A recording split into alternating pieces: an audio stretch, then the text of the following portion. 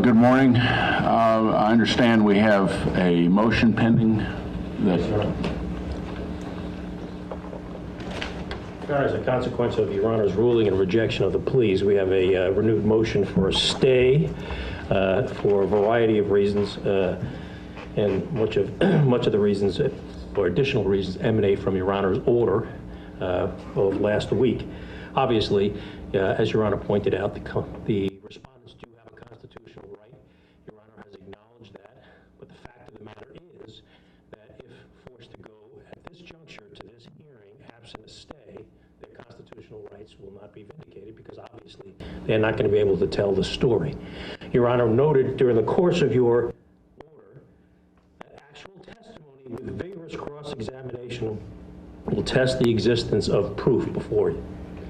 Well, the reality of the situation is that as a consequence of not only the respondents being under investigation by the federal government, there are others under investigation. The three respondents, Sergeant Fernandez, whose counsel informed me in no uncertain terms that he has been informed that he's a target of a grand jury investigation, that he can't testify, Melissa Personius, and Brian Matroni. All of these individuals have refused to testify and will refuse to testify in this proceeding. So it's difficult to believe after the rejection of the pleas, Judge, how a vigorous debate about the facts will be brought before this court. Again, Judge, your words, actual testimony with vigorous cross-examination will test the existence of proof of the respondents' alleged allegations. That's simply impossible to happen if the six individuals who are allegedly at the center of the allegations set forth by the bar cannot testify because of a pending investigation. In addition to that, not only is there a pending investigation going on, but the bar has been in consultation with the FBI to assist them in their investigation on matters about which the respondents know nothing. You know, there are a lot of facts and circumstances thrown around in this case, Judge. And I trust that any referee that is going to examine the fate of these individuals wants to know what all the facts are. Facts that are muddied and just simply incorrect in the media. Facts like Mr. Campbell at the bar. Just give Your Honor an example. Mr. Campbell had 6 drinks. The state attorney's office report said he had 5 double vodkas. He did. He testified in his deposition. He drank voluntarily. If you read the media reports as to what's going on here, you think Melissa Personius was pouring alcohol down his throat. How are we to rebut that type of information without Ms. Personius? The fact of the matter is Ms. Personius, according to all facts, bought Mr. Campbell 1 drink. And by the way, these vodkas were double pours. Mr. Campbell testified he barely talked to Ms. Personius. And a very important fact, which one would never know on the array of erroneous facts that are out there, that in this all-important driving of the car, Mr. Campbell told the state attorney's office, and he testified under oath, and this is at page 51 of his deposition, that Personius never asked him to drive. Never asked him to drive. P.S. With regard to his alcohol content, the individual arrested him, Officer McGinnis, had arrested 800 people, stopped thousands of people, testified that guy was at least, Mr. Campbell was at least a 0.2 on the blood alcohol level. Oh, and by the way, all of this being a setup to stop Mr. Campbell, Mr. McGinnis, when he drove past Malio's bar, told Sergeant Fernandez that the person driving that car was Melissa Personius. And Fernandez testified that when the car was stopped because of an illegal stop, he was shocked that Campbell jumped out of the driver's seat. All this array of facts and circumstances, Judge, that I'm sure have come across the transom of this court and others are simply incorrect. They're simply wrong. Never once has anybody throughout this whole issue, throughout this whole matter, relayed the fact that Campbell testified to the state attorney's office and under oath that Presonius never asked him to drive. And one of the reasons for that was because documents were filed in front of Judge Arnold at the time that she had in fact insisted that he drive, which is simply not true. And putting aside the rest of the story of Campbell driving this young woman back to his house, et cetera, those are all facts that remain to be debated during the course of this.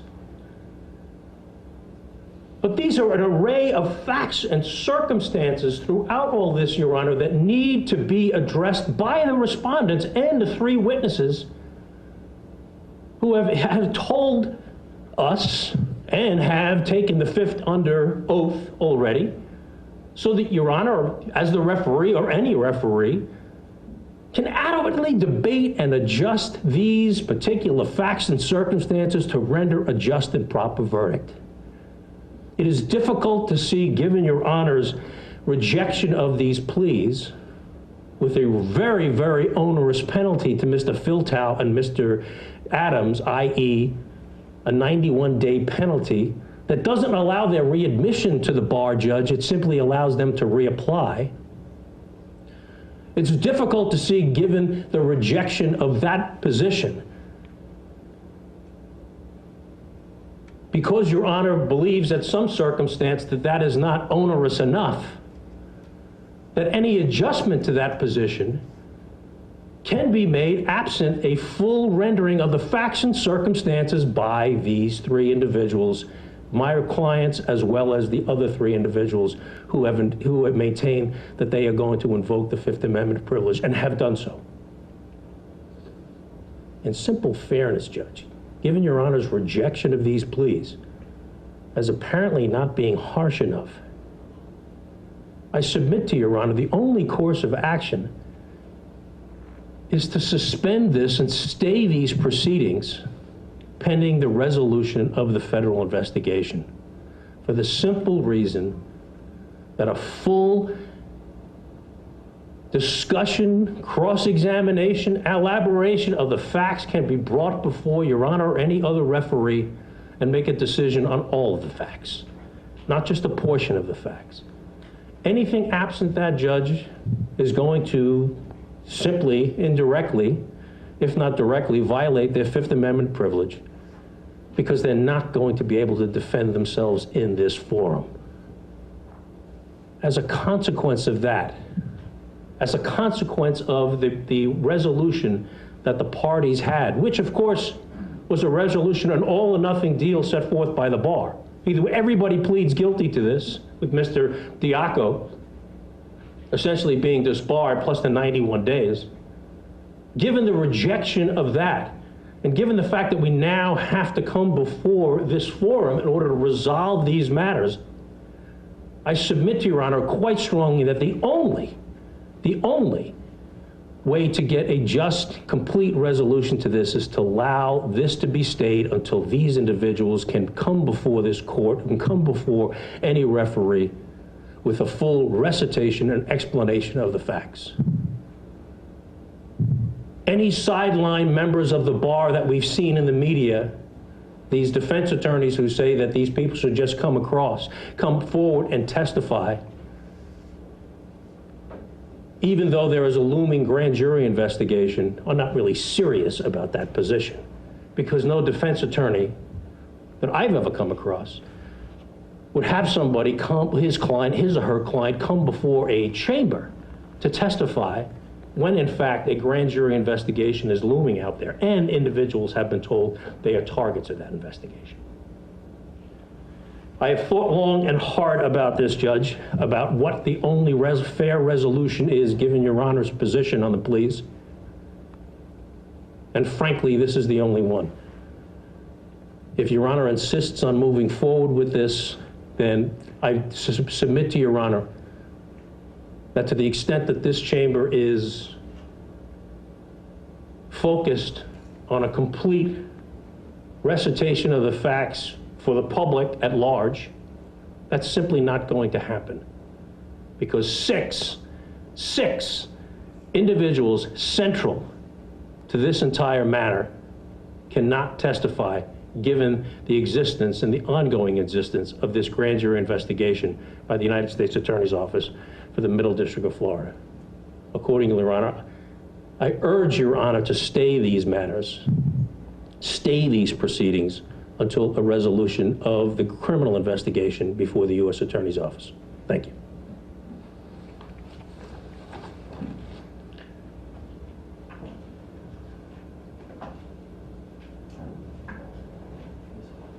Good morning, Your Honor. May it please the court. The respondents have not raised any arguments that are different than the arguments they initially raised in their first motion to stay, mainly that the criminal proceedings or criminal investigation is pending. To date, that criminal investigation is pending, and we don't know whether there will ever be any criminal charges that are forthcoming from that investigation.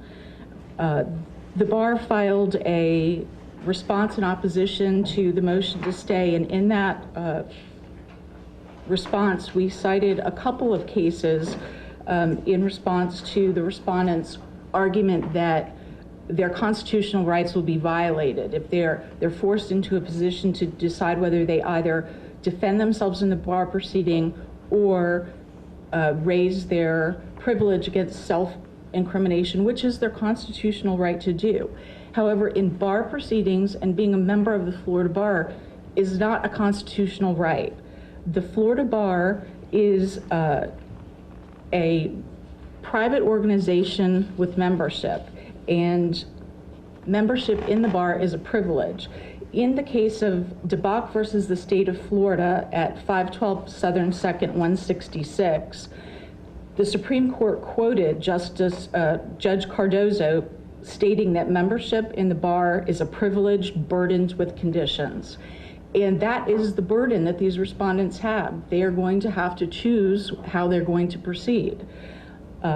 Specifically, Judge Cardozo said, an attorney as an officer of the court and a member of the third branch of government occupies a unique position in our society because attorneys are in a position where members of the public must place their trust, property, liberty, and at times even their lives in a member of the bar. Society rightfully demands that an attorney must possess fidelity to truth and honesty that is beyond reproach. When an attorney breaches this duty, the public is harmed. And so that is the point of this proceeding, is the protection of the public. And the protection of the public is that we proceed with this case, go to trial, and have a determination made by this court. The respondents claim it's unfair that 6 witnesses that are potentially key in this case are not going to testify because they're claiming their Fifth Amendment privilege. 2 of those witnesses are co-defendants, and they're employees of respondent or former employees. So, and they were involved in the underlying misconduct, so certainly the respondents know what the conduct is, and I would submit to this court their testimony will not be advantageous to the respondent's case, but actually would be detrimental. So respondents are taking advantage of the Fifth Amendment privilege as sort of a sword and a shield, because by invoking it, they are also, by the witnesses invoking it, the respondents are getting protected from what that testimony would be, which the bar would argue is going to be incriminating. And the bar has also provided case law that shows that a referee in a bar proceeding may draw an adverse inference from a respondent's failure to testify.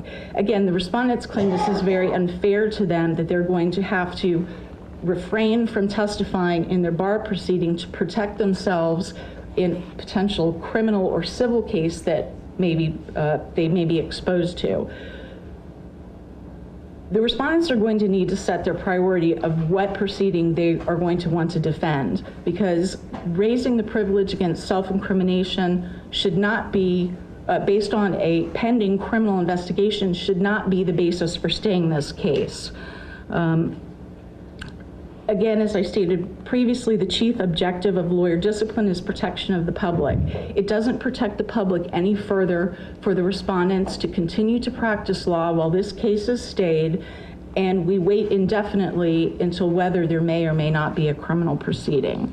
The respondents, in support of their motion to stay proceeding, had attached copies of their depositions that were taken by the bar. And I would submit to this court that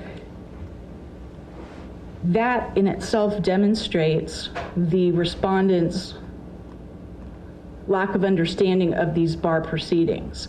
The respondents have raised a privilege against self-incrimination and are mistaken in the position that once they've raised that defense, that the bar can no longer question them. And we do have a separate motion to compel pending before this court that the bar will set for hearing. But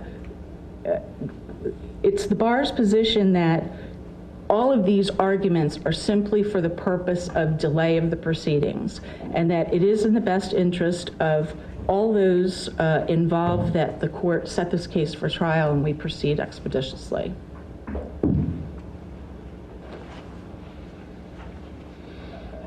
Your Honor, I am, with all due respect to my learned colleague, that this motion is done simply as a delay of these proceedings.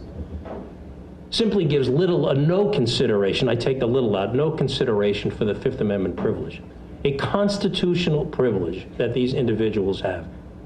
This delay is not for anything other than to allow these individuals to give a full recitation of the facts to the forum. Protection of the public, counsel is interested in the protection of the public. The protection of the public comes from just that. A full recitation of the facts, not a piecemeal set of facts that gets into the Fourth Estate that they bandy about incorrectly and then try to influence this tribunal and other entities.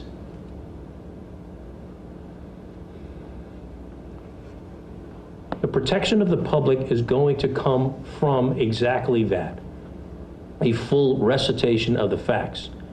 This argument that counsel has that somehow, and it is in paragraph 9 of their response, that respondents' lamentation that the defense is hindered by Melissa Personius and Brian Matroni's invocation of the Fifth Amendment during deposition is unpersuasive because these witnesses are or previously were employees acting under the supervision and control of the respondents.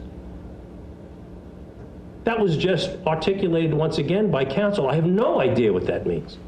The fact of the matter is, and counsel knows this, that in the hearing before Judge Arnold, and by the way, Judge Arnold in his deposition testified that nothing was delayed as a result of this situation, as well as Campbell, because he was in court on the 24th ready to go. But what counsel knows full well is that when Personius testified on January the 25th, before Judge Arnold, she testified that nobody told her to approach Phil Campbell. Nobody told her to discuss any matters with Phil Campbell. Nobody even told her to have a drink with him. Are we to be denied the benefit of that and a fulsome examination because Ms. Personius is taking the Fifth Amendment? That is certainly, Judge, inuring to the detriment of my clients. And merely saying because Personius and Matroni happen to be working at this firm at some juncture does not meet the obligation that needs to come forward before this chamber, and that is facts. And as Your Honor pointed out, that is subject to cross-examination and debate before this forum. That simply cannot happen under the current state of affairs. It is not like some tangential character in this proceeding has taken the Fifth Amendment. 6 central people.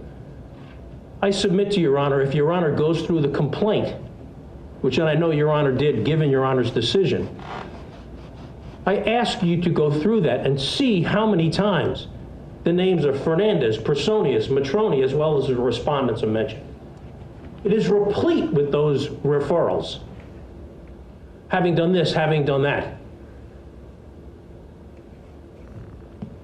Yet all of those people, all of those individuals are unable to testify under the current state of affairs temporarily, not permanently, temporarily, before this chamber. And there is nothing advanced by the bar that changes that. If we are truly going to protect the public, if we are truly going to have a fulsome debate of the facts, I submit to this chamber that the only way that can happen is if this matter is stayed pending a resolution of the criminal case.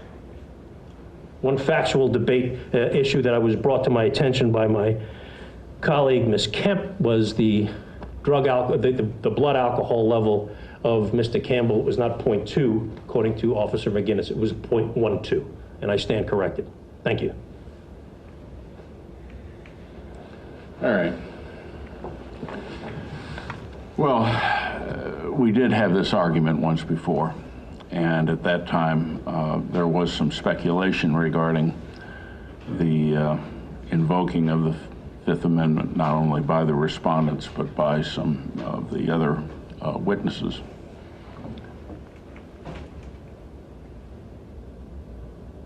The Fifth Amendment is nothing more than and I don't have to lecture the counsel on this, it is a way to provide due process to those who have been charged with a crime, because those who've been charged with a crime have their liberty at stake.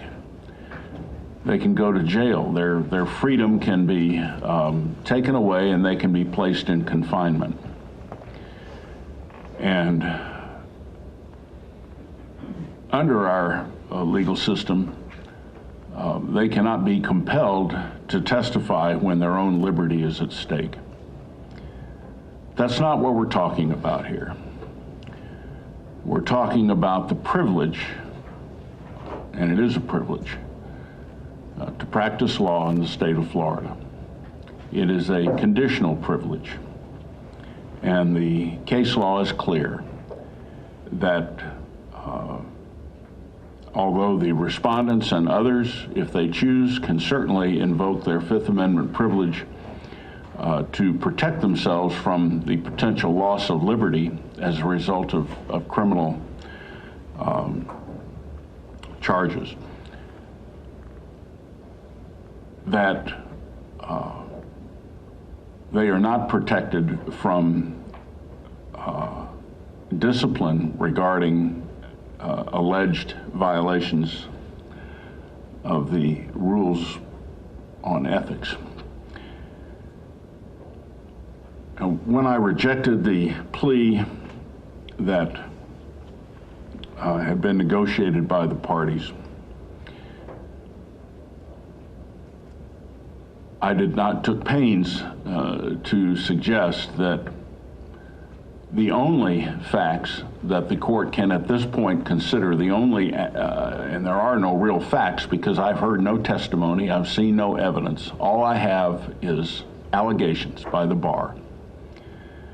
And those allegations are very serious, and that given the seriousness of those allegations, I was not comfortable with the conditional pleas that had been negotiated for two of the respondents. The bar has the burden in this case of proving those facts. Just because they allege them certainly doesn't mean that they're so. And that obligation is the bar's alone. Cross-examination of the bar's witnesses and the testimony of the witnesses that the bar brings forward will test whether or not the bar is able to prove those allegations. And I feel that under the circumstances, and certainly Mr. Keogh's already suggested,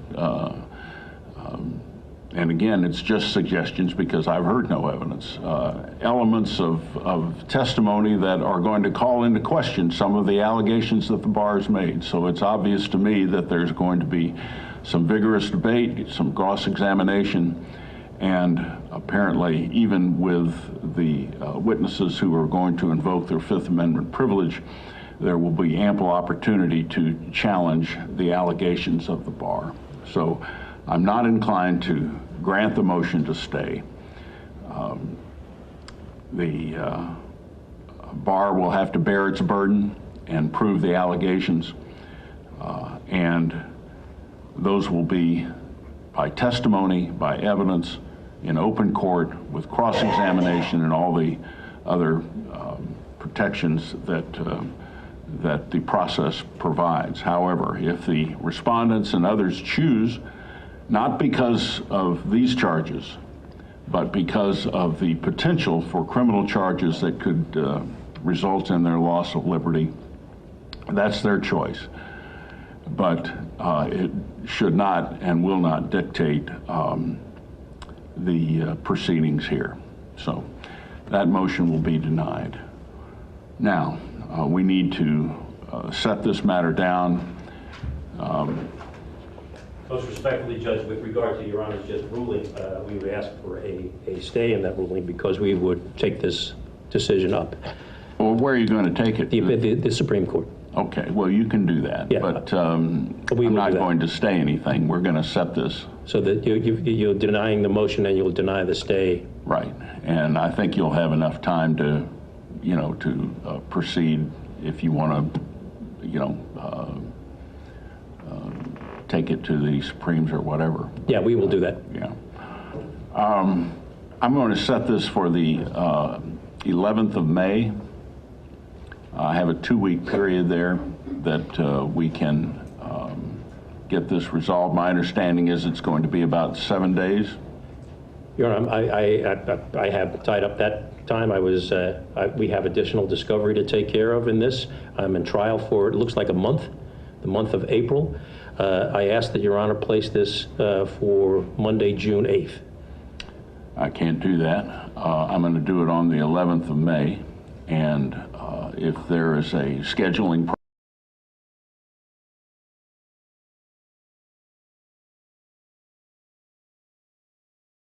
to be resolved, I'll be happy to assist in contacting whoever the judge is in those cases to see if we can get it resolved. But at this point, that's what I'm going to set the trial for.